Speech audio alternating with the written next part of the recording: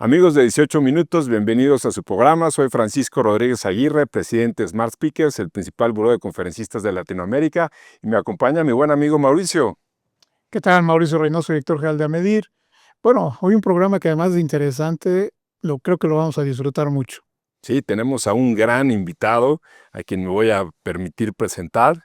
Él es Jorge Valdano, quien fue campeón del mundo con la selección de Argentina, precisamente en nuestro país, en México 86, y brilló con el Real Madrid, ganando los títulos de Liga y 2 copas de la UEFA.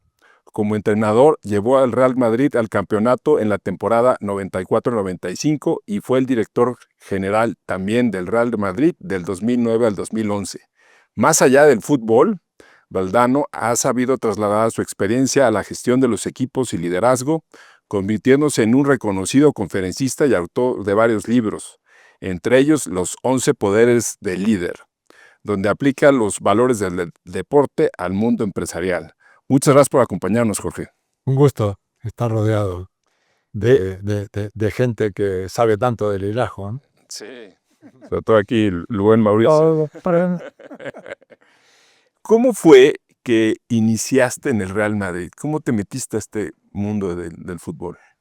Bueno, uno no se mete por voluntad, se mete por méritos, ¿no? Sí, claro. Pero el camino es largo. Sí. Yo me fui de mi país con 19 años, llegué a un equipo de segunda división en España, luego pasé a un equipo intermedio de primera división y finalmente el último escalón fue el Real Madrid, ¿no? En una época en donde, siendo extranjero, resultaba difícil acceder a un gran equipo porque solo se autorizaban 2 plazas por equipo.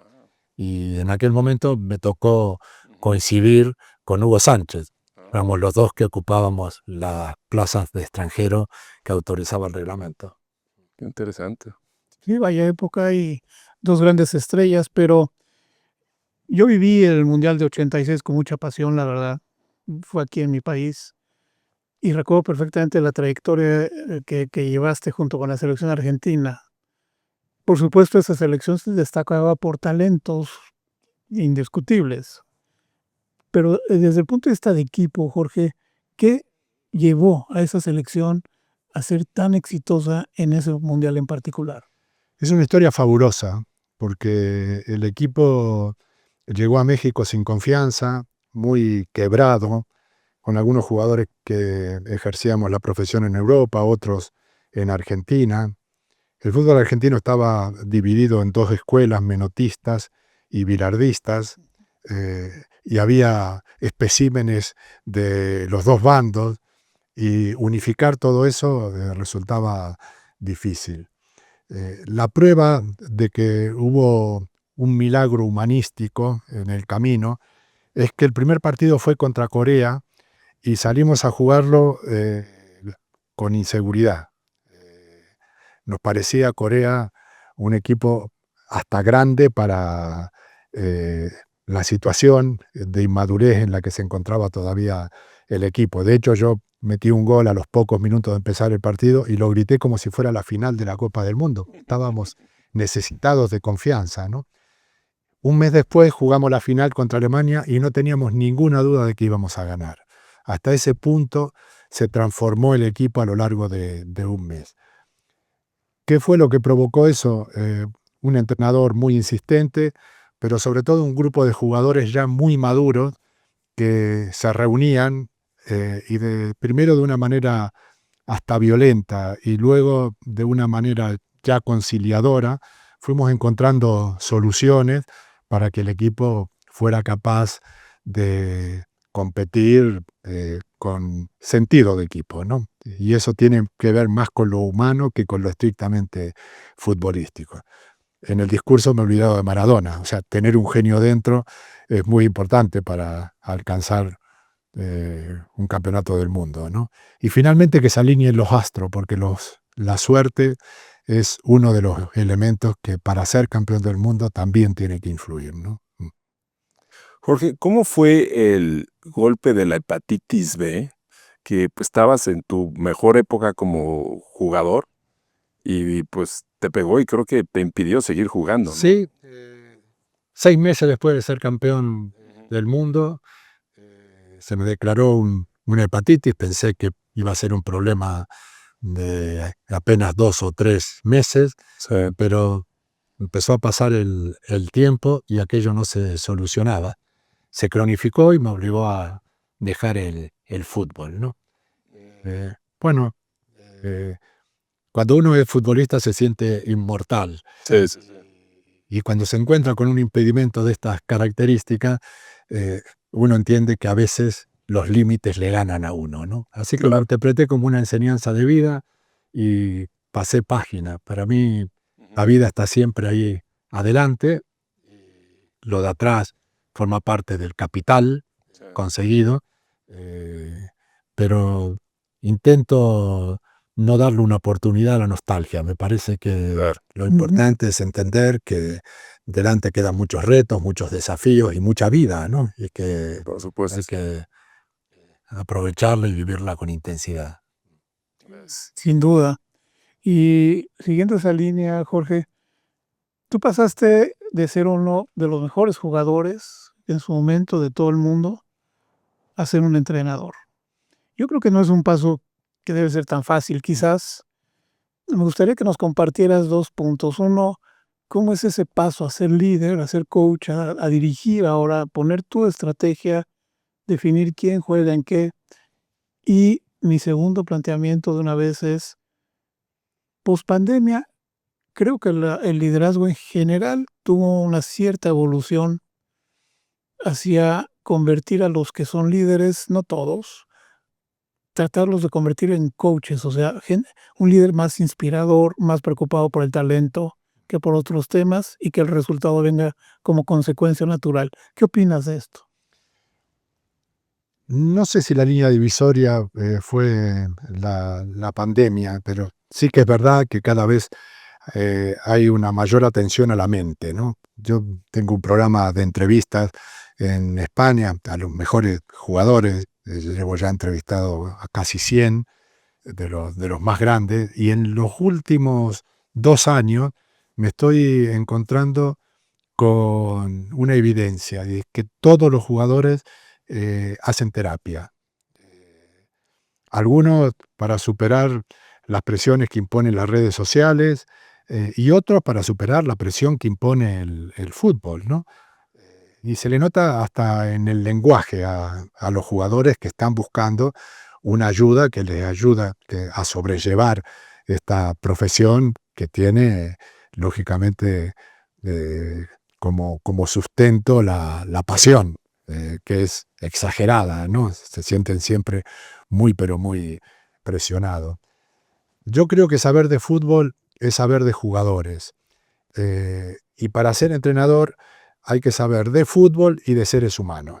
Hay que convertirse en especialista en cada uno de los jugadores que tiene bajo tu responsabilidad, porque no a todos hay que apretarles el mismo botón para motivarlos. Cada uno tiene su personalidad, algunos se mueven por cuestiones económicas, otros se mueven por cuestiones que hacen al equipo, otros se mueven porque quieren prosperar en la vida desde una imagen que se proyecte socialmente. O sea, cada jugador tiene una aspiración y hay que conectar con ella, ¿no? Bueno, es una profesión muy interesante, pero muy absorbente. Yo por eso la ejercí durante 6 años de mi vida, pero me parecía que era entregarle la vida entera al fútbol, ¿no? Y a mí me gustan más cosas, me gusta viajar, me gusta el liderazgo, me gusta leer, me gusta el cine, y entendí que esa experiencia ayudó a completarme como hombre de fútbol, pero no la sentí como una vocación que me pudiera acompañar durante toda la vida, ¿no? Si me permites, Pancho, nada más, porque tocas un tema muy interesante. El jugador es una persona y cuando yo veo un equipo lleno de estrellas, como hoy lo es el Real Madrid o algún otro de la Liga Premier, en fin, digo, la presión que debe sentir el jugador como persona cada vez que entra al campo, la competencia interna que existe entre ellos realmente es algo que se debe entender, ¿no? Y el líder, ahí el director técnico, el coach, debe jugar un papel muy importante. Como dices, conocer al jugador.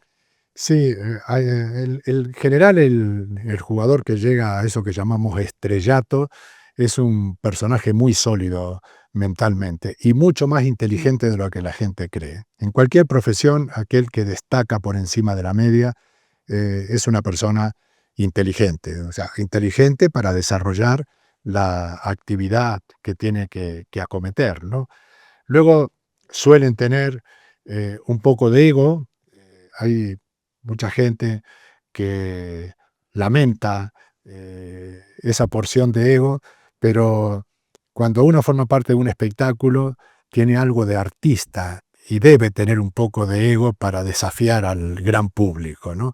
Por lo tanto, yo entiendo que el ego es productivo, ¿no? O sea, yo he tenido bajo mi dirección a personajes como Cristiano Ronaldo, o he jugado al lado de Hugo Sánchez, gente considerada con egos mayúsculos, pero son los egos más productivos que yo he visto en mi vida, porque ponían todo ese ego al servicio de la superación personal, ¿no?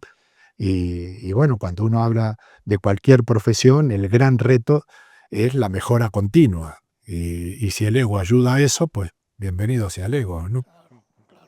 Hablando de mejora continua, tú al haber estado en el Real Madrid, que son instituciones pues que te exigen lo mejor de lo mejor, ¿cómo manejabas la presión desde como jugador, luego como entrenador, luego como director general, director deportivo, ¿no? A esos niveles, ¿no? Sí. Bueno, como podía. Como podía. Tengo una anécdota que cuando dejé el Real Madrid, en la última etapa en la que estuve como director general, los 4 o 5 meses me encontré con mi secretaria y me dijo, ¿te has hecho un listing? Y dije, no, me fui del Madrid, ¿no? O sea, que hasta la cara me cuando me relajé un poco, ¿no? Pero sí, son clubes, referentes mundiales, de manera que todo se convierte en espectáculo, también los conflictos, y eso los infla demasiado, ¿no? Yo siempre decía que dirigir al Real Madrid era matar 3 tigres todos los días, ¿no? Y se volvía al día siguiente, uno había resucitado y había 2 tigres nuevos, pero lo cierto es que desde que abres el periódico ya te enfrentas a un día peligroso, ¿no? Las que hay que gestionar. Y luego, claro, la parte estrictamente futbolística. El Madrid es un club que se lleva muy mal con la derrota. Sí, claro. Y algo tan simple como perder un partido, al fin y al cabo, aquí solo existe ganar, empatar o perder. Que algo tan simple como perder te genere una crisis general dentro del club, hay que saber convivir con eso y tratar de influir en el entorno de una manera positiva, ¿no? Sí. Sí, justamente tocando ese tema, porque tú has sido mayoritariamente muy exitoso de un campeonato mundial y entre otros triunfos. ¿Qué asimilar de cuando pierdes? O sea, ¿cómo salir de la cancha y decir, está bien, fue un partido, vamos por el otro? Y desde el punto de vista de director técnico, ¿cómo asimilar eso para que sea un aprendizaje para el siguiente partido? Bueno, en primer lugar, creo que hay que aprender a perder, ¿no? A tirar el rey y a darle la mano al adversario cuando has hecho todo lo posible y no has sido capaz de ganar. Ahora se ha puesto de moda entrenadores y jugadores que cuando pierden un partido inesperado, le piden perdón a los aficionados, ¿no? Yo creo que es una mala idea. Si uno ha dado todo lo que tiene, no debe pedir perdón. Y si uno no ha dado todo lo que tiene, no tiene perdón. Claro, hay que entregarse. Claro, hay que entregarse entero y luego, bueno, la suerte también decide las cosas, ¿no? Y finalmente el mundo sigue girando. Uno pierde un partido, tiene una gran desilusión, pero el mundo sigue girando y hay que entender que la derrota debe enseñar, ¿no? Un amigo mío dice, o se gana o se aprende. Está muy bien la frase, porque la derrota te ayuda a pensar, Sí. y si sales mejorado de la experiencia, no es que bienvenida sea la derrota, pero bien aprovechada sea la derrota, ¿no? Pero bueno, es algo natural dentro de este medio con lo que hay que saber convivir, ¿no? Tienes un libro, Los 11 poderes Mm. del líder. ¿Cuál se te hace que es el poder más importante que le ayuda a la gente a ser? Sí, me cuesta elegir, ¿eh? Sí. Me cuesta elegir, pero yo pondría el acento en la pasión, que la pasión tiene algunas consecuencias muy importantes. Por ejemplo, detecta oportunidades, Sí. el apasionado está permanentemente conectado y eso detecta oportunidades, transmite energía, el apasionado contagia, eso es también fundamental.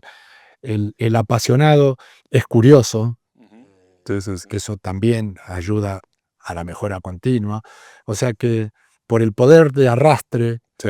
y por su capacidad para fortalecer otros poderes, la pasión quizás sea uno de los más importantes, ¿no? Y una característica de los entrenadores que en los últimos años han triunfado por todo lo alto, ¿no? El primero, Pep Guardiola, que de una expresividad tremenda y bueno, eso le ha dado un éxito casi sin precedentes, ¿no?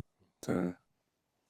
Y entrando ya a tu experiencia, compartiendo estas ideas con líderes de diferentes organizaciones, eh, en diferentes empresas, ¿qué es lo que tú ves como más recurrente en términos de su preocupación, las preguntas que te hacen y donde tú crees que puedes colaborar más?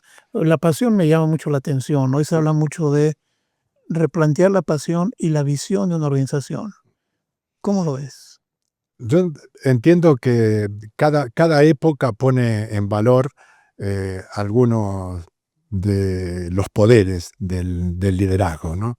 Por ejemplo, ahora no podemos prescindir de la curiosidad porque el mundo va muy rápido y estar a la altura, ir a la misma velocidad, requiere de una enorme curiosidad porque hay ámbitos que doblan el conocimiento en 2 años, ¿no? Bueno, se hace muy difícil estar a la altura, pero la curiosidad es lo único que te puede mantener conectado, ¿no?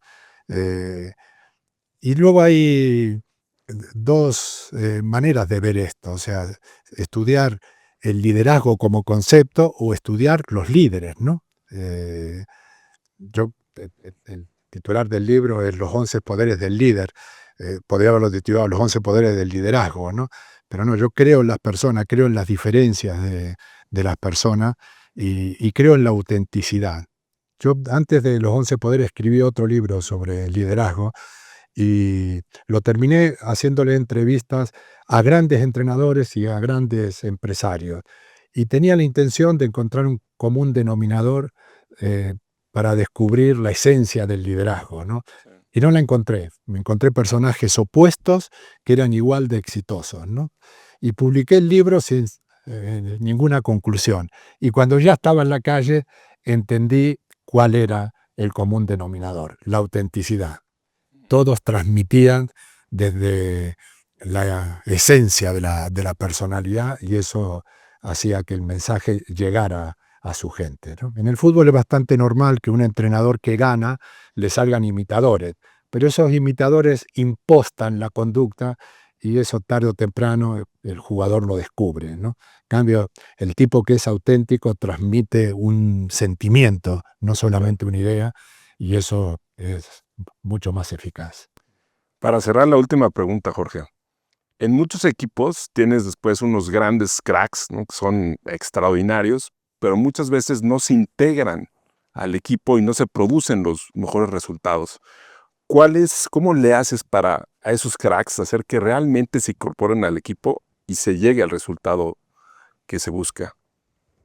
Bueno, no necesariamente se tienen que incorporar a la convivencia del equipo. O sea, si uno es Maradona, Sí, sí. tiene unas obligaciones y unas presiones que no son equiparables a las de los demás jugadores. Lo que sí hay que lograr es que todos los demás no imiten el estilo de vida de Maradona, que sean un ámbito muy, muy profesional al que luego se integra el genio, que puede parecer en la convivencia un cuerpo extraño, pero que dentro del campo marca la diferencia y te ayuda a ser muchísimo mejor, ¿no? Esto se ve mucho ahora en las empresas tecnológicas, ¿no? Sí, sí, sí, Gente sí. muy, muy preparada, pero un poco asocial, pues hay que tener la inteligencia y la madurez de incorporarlo y ese es un esfuerzo que tiene que hacer el equipo para ayudar a este hombre a que no solamente sea eficaz profesionalmente, sino que sea un poco más feliz Claro. socialmente, ¿no? Qué lástima que dura 18 minutos esto. Ya nos queda mucho más tiempo, pero mil gracias, Jorge, por No acompañarnos. faltarán oportunidades de que volvamos a Que coincidir. así sea, Jorge. Gracias. Gracias por estar con nosotros. Gracias. Sí, pues muchas gracias, amigos de 18 minutos, y pues encantados de haber tenido hoy a Jorge Valdano con nosotros. Las Pancho. Si les gusta, compártanlo, por favor, el programa.